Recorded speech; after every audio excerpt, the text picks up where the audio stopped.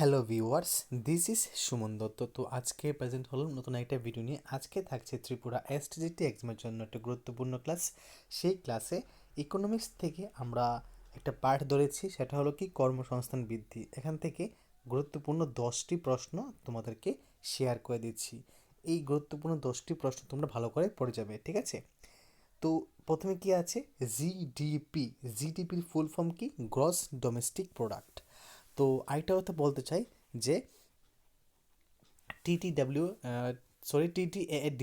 TTADC যখন last time Tripura TET 2-তে এসেছিল, তো ওইখানে কিন্তু সবাই মানে অপশন এ বা বি দিয়েছো, যার অপশনে যার যার সেটে রয়েছে ওইখানে কিন্তু তারা কী করেছে, এটা একটা ট্রিক্স খেলেছে। ট্রিক্সটা কি? এইগুলা নামেগুলোর মধ্যে ট্রিক্স খেলেছে, মানে উল্টোপাল্টা দিয়েছে। তার জন্য আমি বলবো প্রত্যেকটা যখন তোমরা এই ইকোনমিক্স হোক আর পলিটিক্যাল সায়েন্স হোক, যদি এখানে কি থাকে, এই শর্ট ফর্ম থাকে যেখানে ফুল ফর্ম করতে হবে, সেগুলা ভালো করে দেখে যাবে, কারণ এখানে কিন্তু ওরা ট্রিক্স খেলে। তো জিডিপির ফুল ফর্ম কি? গ্রস ডোমেস্টিক প্রোডাক্ট, ঠিক আছে? তো এই ডোমেস্টিকে একটু নজর দেবে। তো ওইটা ডোমেস্টিক লেখে না অন্য কিছু লেখে, কারণ এখানে তারা গেম খেলবে যদি এটা আসে। তারপর পূর্ণ ও অর্থময় কর্মসংস্থান নিশ্চিত করতে হলে শিল্পায়ন ও সেবা খাতে বৃদ্ধি করতে হবে। পূর্ণ ও অর্থময় কর্মসংস্থান নিশ্চিত করতে হলে শিল্পায়ন ও সেবা খাতে বৃদ্ধি করতে হবে। কর্মসংস্থানের জন্য মূল উৎস কি? সরকারি প্রকল্প। সামাজিক সুরক্ষা অন্তর্ভুক্ত হলো, মানে সামাজিক সুরক্ষার মধ্যে কি কি অন্তর্ভুক্ত আছে? একটা পিএফ আছে, আর একটা আছে কি? বীমা। পূর্ণকালীন কাজ আনুষ্ঠানিকভাবে সুবিধাজনক। কি? পূর্ণকালীন কাজ আনুষ্ঠানিকভাবে সুবিধাজনক। আনুষ্ঠানিক খাতের জন্য উচ্চ শিক্ষার প্রয়োজন হয়। কি হয়? এই আনুষ্ঠানিক কাজের জন্য উচ্চ শিক্ষার প্রয়োজন হয়। তো আরেকটা কথা বলবো, যদি ভিডিও ভালো লাগে থাকে অবশ্যই সবটা দেখার মানে চেষ্টা করবে, কারণ এখানে অনেক সময় অনেক কিছু কথা বলে থাকি যেগুলো খুবই ইম্পর্টেন্ট থাকে। একমাত্র ফুল ওয়াচ করলেই কিন্তু ওই কথাগুলো তোমরা বুঝতে পারবে, ঠিক আছে? তো সবটি ভিডিওতে থাকে না, যেসব ভিডিওতে থাকে সেই ভিডিওতে আমি বলে দিব।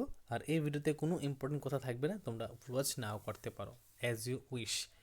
তারপর শ্রমিক চুক্তি বাধ্যতামূলক আনুষ্ঠানিক ক্ষেত্রের বৈশিষ্ট্য, ঠিক আছে? শ্রমিক চুক্তি কি? বাধ্যতামূলক আনুষ্ঠানিক ক্ষেত্রের বৈশিষ্ট্য। ও আনুষ্ঠানিক ক্ষেত্রের উদাহরণ কি?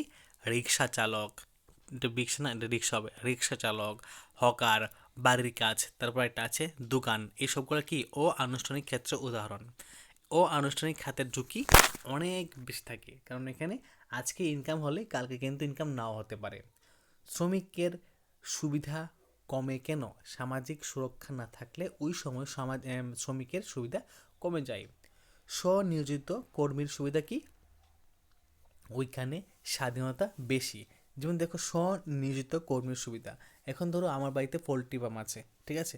অথবা আমার এখানে কি আছে, একটা ডায়েরি ফার্ম আছে। তো এখানে আমি নিজের মালিক, আর আমার এখানে আন্ডারে অনেকগুলো মানুষ কাজ করে, তো সেখানে আমার মানে আমি আমার মতন করে ওইটা চালাবো, তো এখানে স্বাধীনতা বেশি, ঠিক আছে?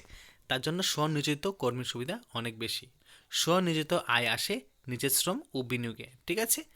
শ্রমিকের সামাজিক মর্যাদা বাড়ায় কর্মসংস্থান। গ্রিন কর্মসংস্থান কি?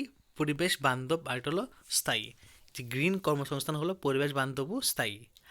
আয় বৈচিত্র্য কেমন? অনিয়মিত ও বৈচিত্র্যময়। তো এই যে গ্রিন কর্মসংস্থান আর আয় বৈচিত্র্য, এটা কিন্তু খুবই গুরুত্বপূর্ণ প্রশ্ন, ভালো করে মনে রাখবে, ঠিক আছে? কি? গ্রিন কর্মসংস্থান হলো পরিবেশ বান্ধব ও স্থায়ী, আর আয় বৈচিত্র্য হলো অনিয়মিত ও বৈচিত্র্যময়।